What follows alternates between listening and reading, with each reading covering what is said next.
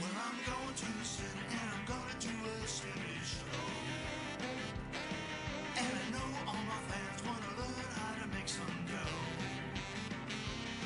I've been cruising up and down for trades each and every night. And with my iPhone reclining, I know we're gonna get it just right. I'll get inside your mind, we'll have a real good time. We're gonna trade today, we gotta trade today. Go askSlim. Hi, I'm Steve Miller. Call me Slim. And this is the askSlim Market Week. It's a look back at what happened in the financial markets in the past week, and a look forward at what might happen in the next week, and hopefully lots of great ideas and opportunities for you throughout this show.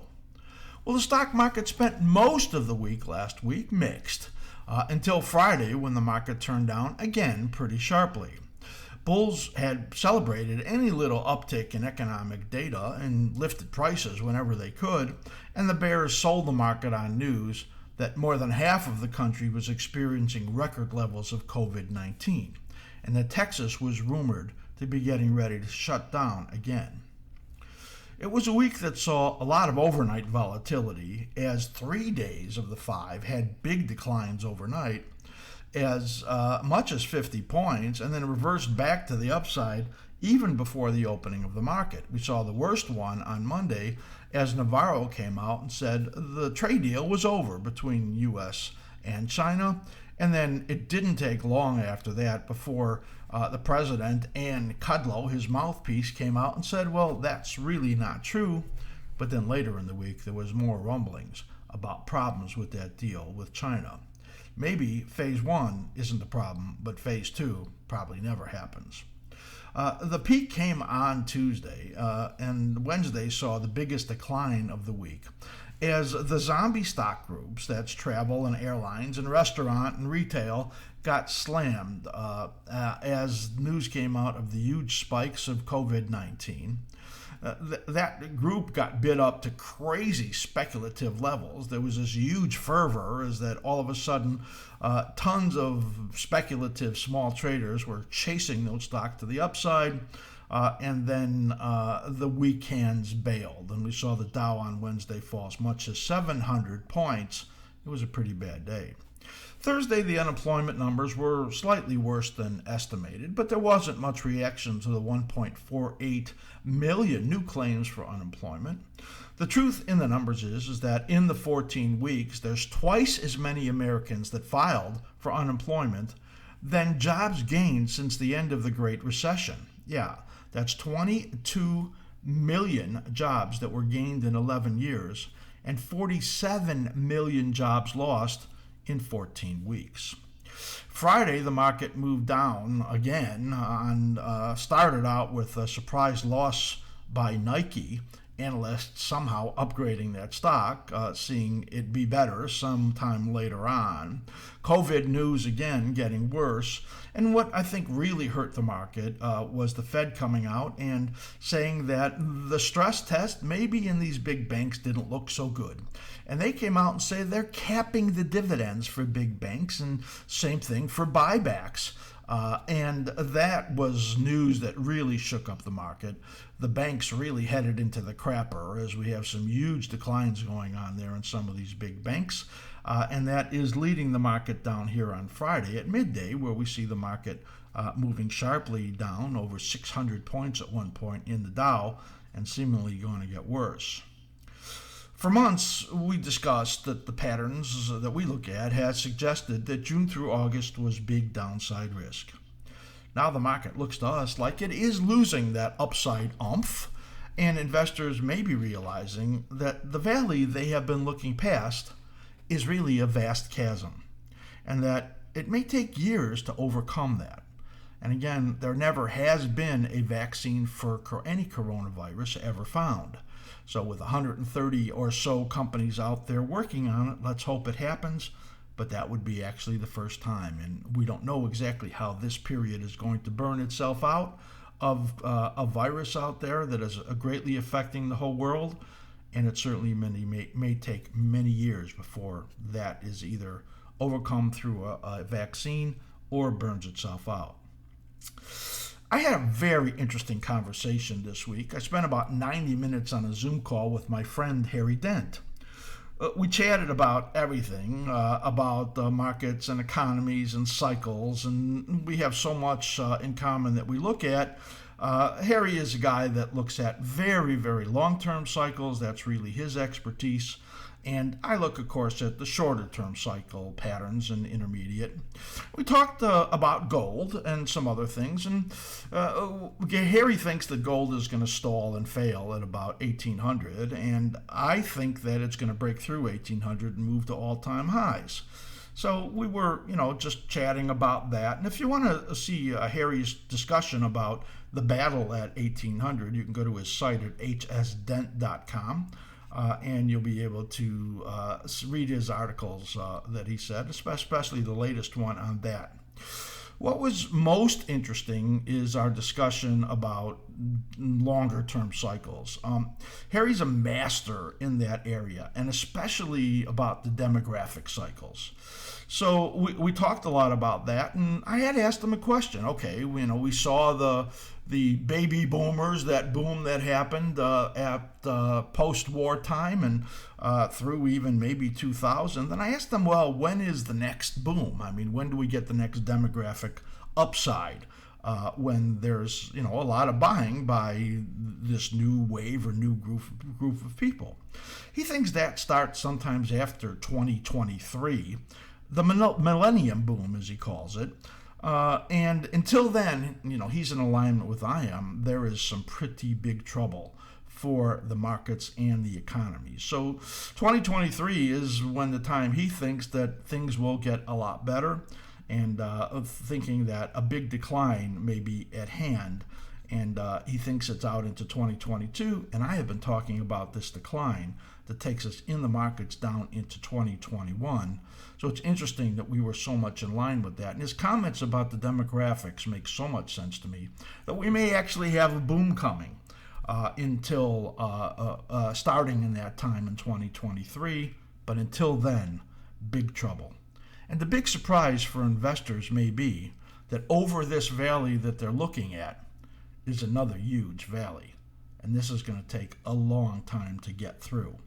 I have more analysis about that coming in just a moment, as I'm going to do some analysis that, well, I think is going to amaze you. So hang tight here. For the week, the stock market, which was really trying to hold together, ended up now at this point with a couple hours to go with the S&P 500, Dow, Russell, all down somewhat over about 2%. NASDAQ maybe a little bit better than that, not quite 2%. But the NASDAQ is weakening right now, and we talked last week about if there's a downside coming, well, the NASDAQ is going to have to lead it because it's been holding this market up in a very, very narrow group of stocks. Bonds much stronger. 30 years gain about 1.5 points. The 10-year yields fall about 5 basis points to just over 64 basis points. Wow. Gold tries to break out and then stalls, and that hits the resistance and then comes back down again. Up about $7, not too bad of a week for the gold market. The dollar rebounded from a big early decline in the week as it fell Monday and Tuesday and ends about unchanged on the week. It hits a resistance, and I think it's a sell area, and I'm going to show you that in the short-term view coming up. And the oil market loses about $1.50. Our projection in there was really perfect, as we were looking for it to get up to about 41.5 and then pull back, and that's exactly what happened, as the deleveraging seems to be coming back into the markets, and the potential for a slowing economy is affecting the market there in oil. So what I want you to do right now is I want you to, if you're watching this on YouTube, make sure that you like this video, give it a thumbs up, subscribe to this channel on YouTube, click the bell if you want to get notifications on little segments that we put up about the different markets. Make sure that you share this if you like it, and you want to send it with other people that you know are interested in the markets. Follow us on Twitter at askSlim. And if you have questions about our memberships, write to Matt at askSlim.com. He's got a great wealth of information to share with you about our amazingly deep content that we put out there for members every single week. So that's it for the opening, and I'm going to bring you right now into a different, this is a different kind of segment in here, where I'm going to give you a little peek into the type of analysis that I do, and I'm going to project the Dow Jones Industrial Average for you. And this is really, we'll call it Cycle Analysis 101. It's kind of a primer with my analysis in there for the Dow over these next couple of months, and I think you're going to find it very interesting. You've heard me say, as I said in this show, that June through August had lots of downside risk in the market. I'm going to take you through the basics of cycle analysis on the Dow weekly chart, and then we're going to look at it as a blank canvas, and then take it through the artful projections that I often bring you. Especially, we're going to be looking at the how and why of this analysis, and how I have gotten to the projections that the market would be in a period of risk here as we got into the summertime. Cycle analysis is the rhythm of the market. It's a visual depiction of money flow. Our analysis finds those rhythms in the market and adds into it momentum and support and resistance analysis, and we use multiple time frames. As I'll show you all of the time, weekly and daily cyclical analysis, and we look at monthly cyclical analysis all of the time also. I'm going to demonstrate it to you with a 4-chart progression, and I'm going to end with the why we think this downside risk is here and what the targets are for the Dow on the downside. So not only am I teaching you method in here, but I'm also showing you how I come to this analysis that I think is going to be very interesting to you. So I'm going to bring in a chart right now, and this is a chart of the Dow Jones Industrial Average. Let me get it centered in here for you, okay? And this is a very interesting chart. So we're looking at a 10-year weekly chart in here, and I'm only going back in here for about 2 years to show you the weekly rhythms. And what I want you to do is to really get a sense for how we do this analysis and how I came to the projection. So we have a cycle analysis workshop, and it's based on J.M. Hurst's 8 principles of cycle analysis. The very first one is the principle of cyclicality, which says that price movements correspond to a combination of waves that exhibit cyclic characteristics. So there's a combination of waves in here that actually have a recurring pattern. Do you see the waves? Well, it takes kind of a trained eye, and how you get there I'm going to show you right now. So this is just simply a candlestick chart, and in here are rhythmic cycles of money moving out and money moving in. It's a little hard when you first look at this to really see it, but I'm going to take you through the steps to see it. So I'm going to put up the next chart in here, and we always start with cycle brackets on the bottom. This is simply a drawing tool. What this drawing tool shows you is that there are common periods of rhythms in the market, and where they bottom, where they trough, is usually an important low. You can see an important low right over here. And there are 2 cycles in here, what we call a dominant and a minor. And this is a cyclic harmonic family, we call that. There are countless cycles that are all work together. And one of the principles is the principle of summation, where the sum of all of the cycles that you see here are actually what happens on the real price chart. I'm going to show you a little bit more about that in a moment. But you could see the important low right over here, the important low right over here, and the important low right here. So they're not exactly, it's plus or minus a few bars. Remember, this is just the energy of the market. We're not looking at exactly.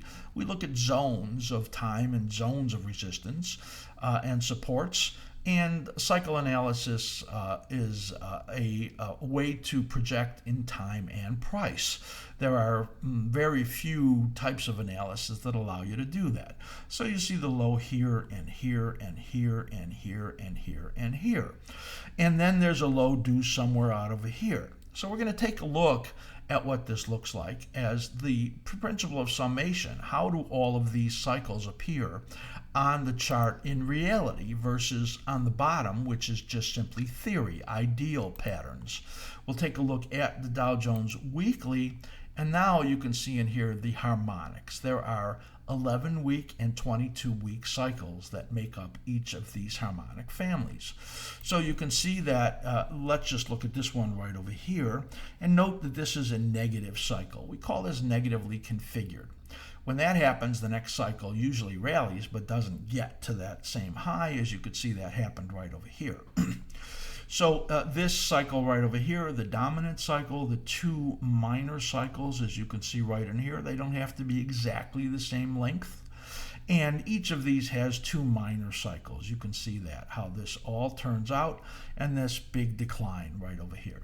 So what happens is that when you get into the nested areas where two cycles are coming down together, you get the biggest declines. That's like happened here and here and here and here, and this astoundingly large decline right over here. So what we're able to do then is to take this and extrapolate out of it that there's a declining phase right over here. So what we do is we put in the support zones, and if it's a rally, we put in the resistance zones, and come up with a series of potential downside projections that we have in here.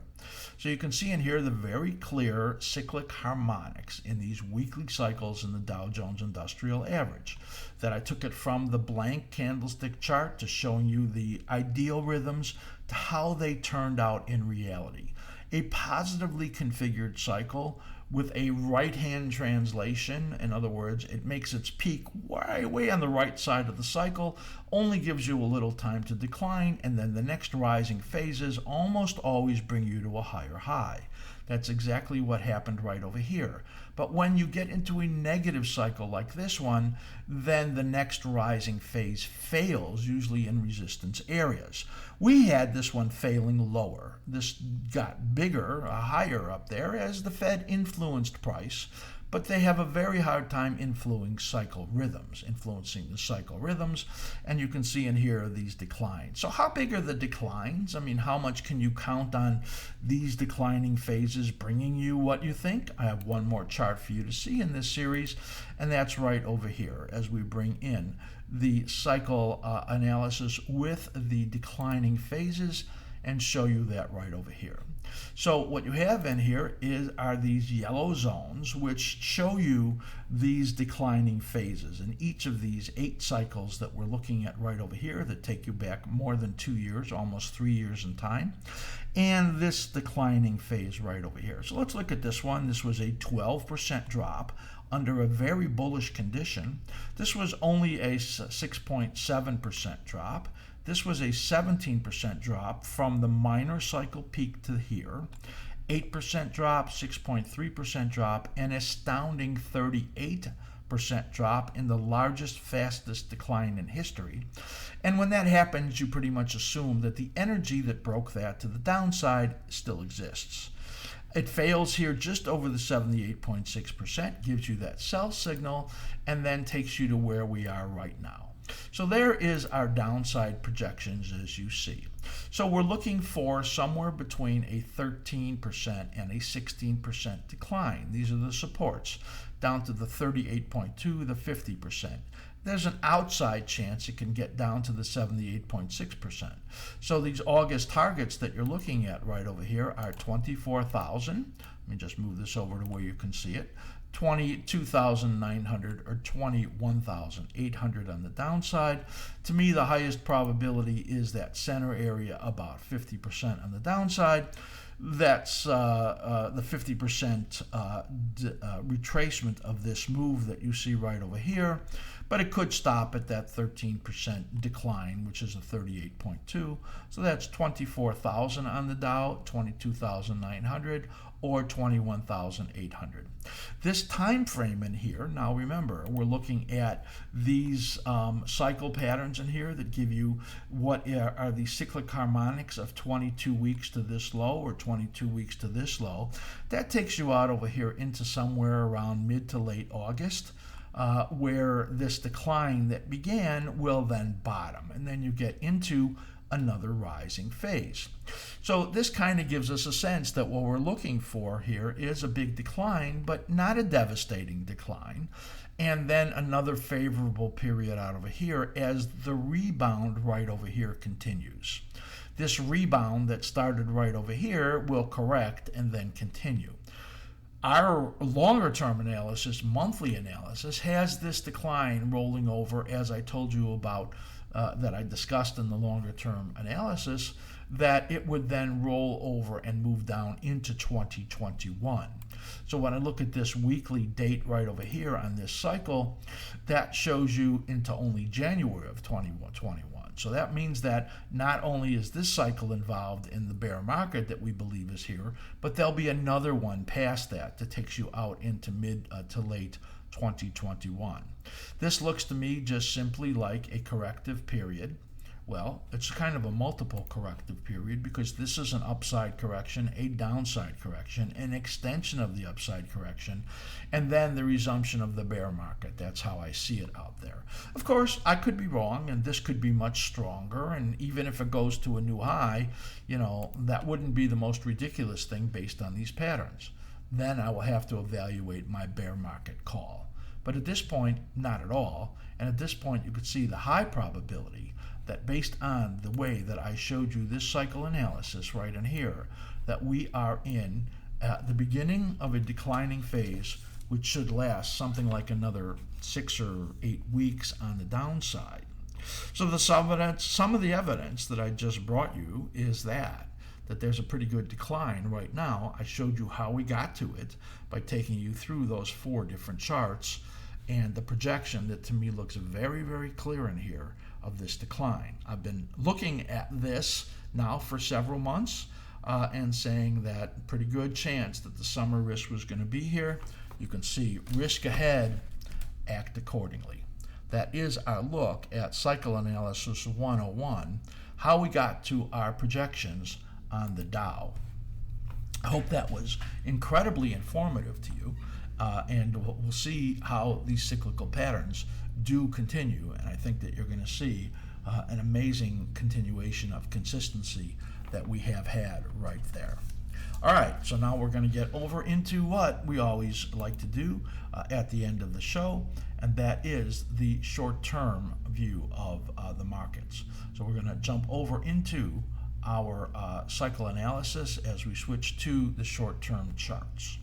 Let me just get rid of that chart right over there and move into the short-term charts.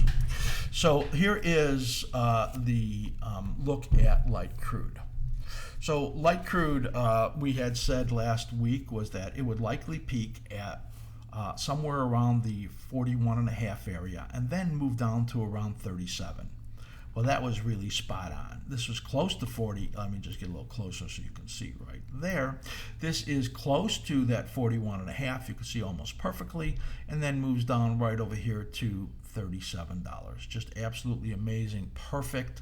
Momentum still strong in here, and you can see in here the combination of the slim ribbon, this upward momentum, and the projection oscillator gives you this positive conditions, and you're still in that right now. We're looking for a week and a half or 2 week period though to chop to the downside and get below $35 over here. So we have a feeling this upward momentum is going to get lost. You might get one more little pop in here and before it then does move to the downside. So our 2 week target in here is at around $35. But momentum is still strong and it might be able to hold up a little bit before it does roll over. Some of the evidence is that it hit resistance, it failed, have this evening star formed right in there, and it does look like intermediate is topping also, and we think just rallies fail and it gets into a downward chop in here for coming weeks. So we're going to be looking for lower prices and a test of $35. So now we're going to move into the gold market. We have so many people that are looking at gold. It's amazing, and they write us all the time. So we're going to look here at the short term in gold. So the patterns that we're looking at in here, you can see, are really interesting. Now I just did, a little primer on cycle analysis, and you can see in here these cycles. That's the gold one right there is gold, and the silver dashed is the silver cycle. So they're a little bit what we call out of phase. So you can see this cycle right in here. We thought that it would come down right into this area and then begin to move up, and that's what we have right now. Now, we've slightly lowered the projection that we had in here based on, stalling at the breakout level. So it tried to break out here and stalled. And the stock market, decline is really a deleveraging phase, and gold tends to have a little trouble in there. So either this is going to rally in here and test 1800 again and then come down, or it'll rally a little steeper and not have quite as big of a decline, and then we think this period out over here in July is going to be an upside screamer. So this next few weeks is really kind of in question in our mind, but overall we've been pretty bullish and we've been pretty right. As far as being pretty right or wrong, we're going to call ourselves only about half right in here because it was a little stronger and higher in the range than we expected. By the way, with light crude being a bullseye and gold only being about half right, and the bond market we didn't get right. We're at about 70% on the week, which is where we want to be.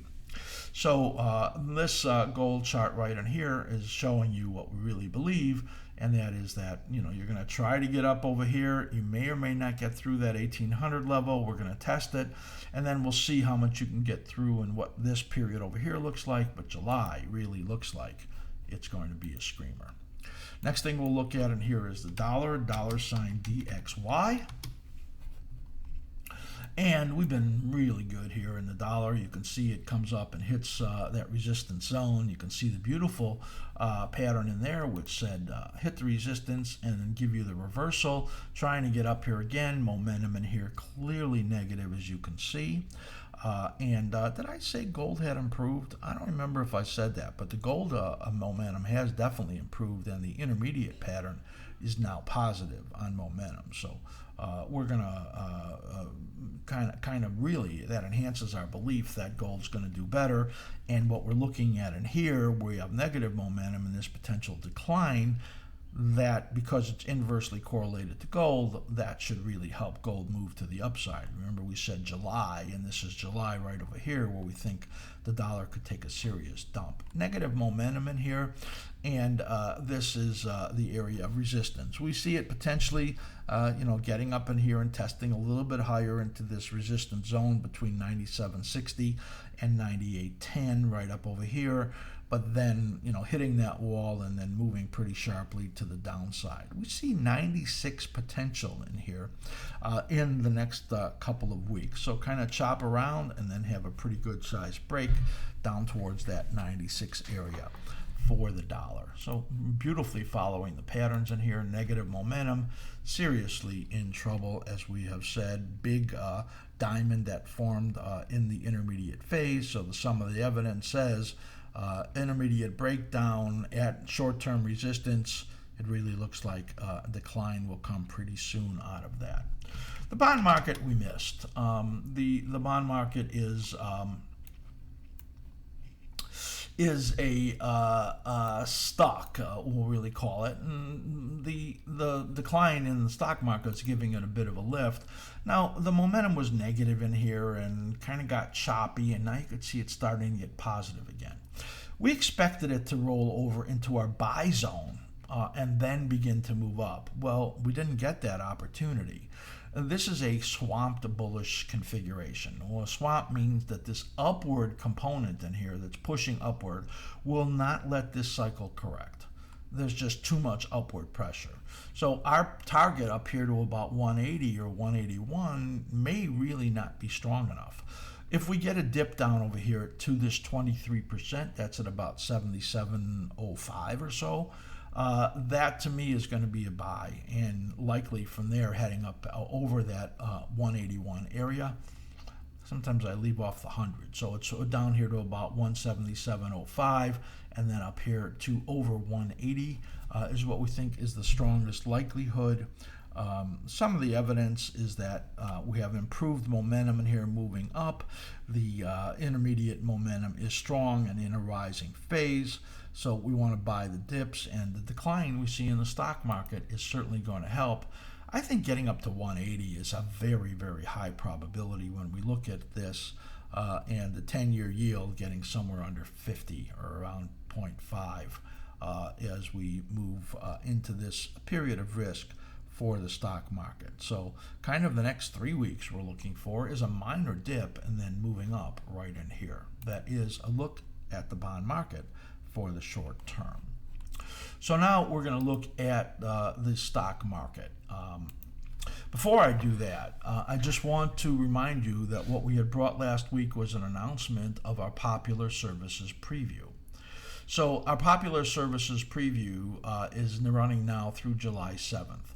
What this is some of the most used content that we have by all of our huge membership, and that things that they just love, and we're going to let you just take a peek at it from now until July 7th. All you have to do is become a free member. There's no credit card necessary. Just go to, if you're not a member, just go to askSlim.com and become a free member. What you'll get is our Slimulator Momentum Tracker. That is an amazing app that has our algorithms built into it and gives you the long-term, intermediate, and short-term momentum conditions for over 1,000 stocks and pre-programmed groups that we have in there. It throws out the sum of the evidence of all of that information for a directional bias for any of these individual stocks or ETFs. It's just an amazing app. You can have that, look at that for free right now. That is a level 1 content normally for us. The stock index report and the live stream and the daily snapshot, that's level 2 content. And that is also amazing. We show you live analysis, the important support resistance level on 3 important indexes. For intraday traders, short-term traders, there's really nothing like it out there. We give you the support, resistance, and acceleration zones in order to show you where you can catch those big trades in one direction or the other, and also gives you our reversal scout, which is a directional indicator that helps you decide which side of the market to be on, or even which of these 3 different indexes we look at, S&P 500, NASDAQ, and the Russell, which is stronger or weaker for the purposes of which one you're going to buy or sell, or even pair trading. Future Speak show, of course, I do on Wednesdays. I review 24 different futures contracts, intermediate and short term, look at 6 different segments of the market, and we put out our Future Speak minutes so you can go directly to that future that you are interested in, that particular contract and analysis. So fantastic information that you get out of that. I bring in my 46 years of work into that for you to see.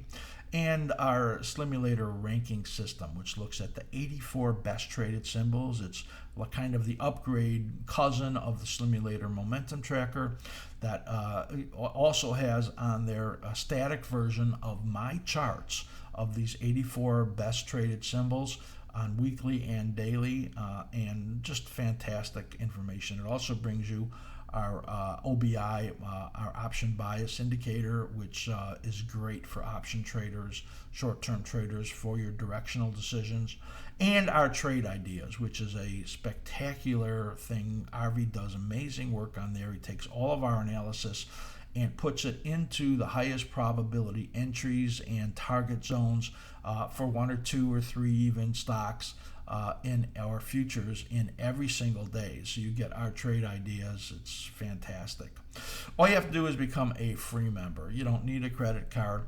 And Matt has now created a Popular Service Preview video clip. There are actually an assortment of clips that explains all of the things that I just brought to you. You can just look at those clips and see what you're going to get. If you want more information about our memberships, or if you want that PSP video clip, it's actually a page of all of clips explaining all of these things, write Matt at askSlim.com. That's Matt at askSlim.com. Matt's amazing. He's our COO, and he will be able to send you fantastic information or explain to you in emails exactly what's going on here. Get this for free right now, becoming a free member now through July 7th. Popular Services Preview. All right, so now we're going to look at the short-term view of the stock market. We have been bearish. We know that. We have been saying that we're going to go to school on the chart and learn from this period that could have been another rising phase, whether or not it had anything left, and we didn't think so, and it really is not. So we're going to switch over here and go to the SPX. Here's the S&P 500. Well, that's not, but this is. And you can see our busy chart here as I bring it in. So let me just walk you through what we're looking at in here. Again, cycle analysis. For all of the people in here that are new and have not seen our analysis in this yet, other than what I showed you in the Dow analysis earlier in the show, what we're looking at in here are the cyclic rhythms that we see in here. Each of these, as they make a higher high and higher low and ride up the positive momentum, each of those give you a real good picture of money flow and how the market was riding up. But now things have changed. You had this island reversal here. We did not think the gap would get filled because we thought that because of the longer term pressure from the cycle that I showed you in the Dow turning over that exists in all of the indexes, that this would not be able to make it up there to a new high. And we thought it would stop here. You can see the abandoned baby right there, this reversal there. I'll blow it up for you to see. And what we're looking at in these cycles right here is really a change, as the minor cycle right over here was supposed to bottom, but it's not really bottoming. It's not able to get any kind of a rally going. And the upward momentum that began on April 15th, that was 10 weeks ago, is now lost for the first time. There's a blue down arrow there that you basically can't see because it's in that muddle of drawings. But we have lost the upside momentum. So we had these buy zones that the projection oscillator was throwing off. It's now ended. There'll be no more of that as the momentum is no longer positive, and this may turn negative pretty soon. The fact that it turned down where it did, we had another potential track in here that could be more positive. We removed that. The alternative track is now removed because of this formation and this weakness in here. Getting below that 78.6% at around 3,004 would be a bad thing. We're projecting this wave on the downside that goes into around July 9th to get down to this area of about 3,000 and potentially down to 2965, which is this low right over here. Once you break underneath this low, that this rising phase, which I said is very important, well, it simply becomes a declining phase and has a lot of risk. It could stop here at 2965. It could head down here at 2830, which is one of our first targets here on the downside.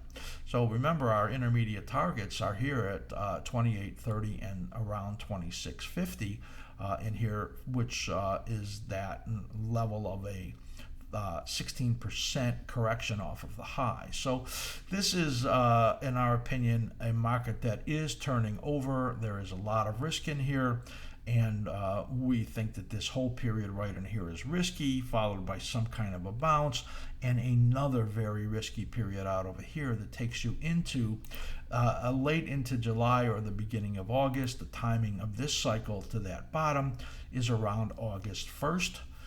If there were another cycle in there, it would project even much lower. We're not projecting that. We're projecting the correction to end around the first week of August based on what we're seeing in here. So this pattern is really working out as expected.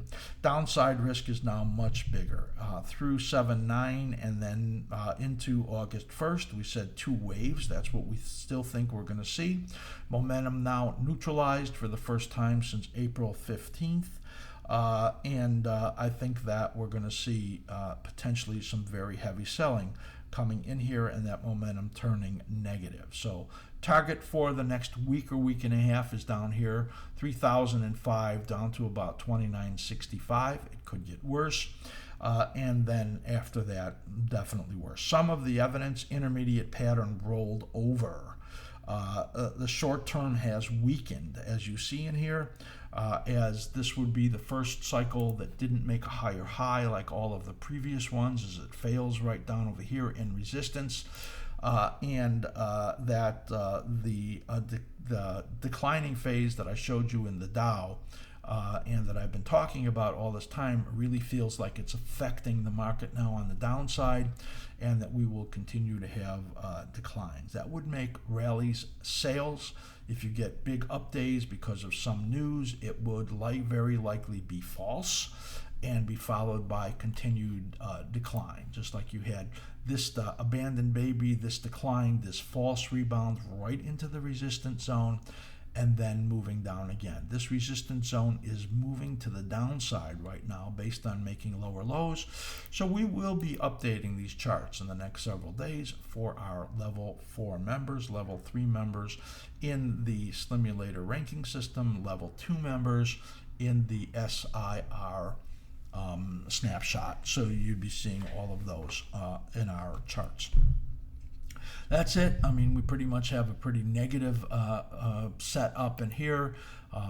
People might call me bearish, but I'm bull-bear agnostic. I just follow these charts, and all I want to do is bring you the highest probability of success as you learn the type of things that we do. Our win is you becoming a better trader and wanting to get more and more information from us. That's what keeps our team getting paid, and what allows us to keep bringing more and more high quality information for you. So your win, your betterment as a trader is our win, and that's all we want, is to make you better at what you do.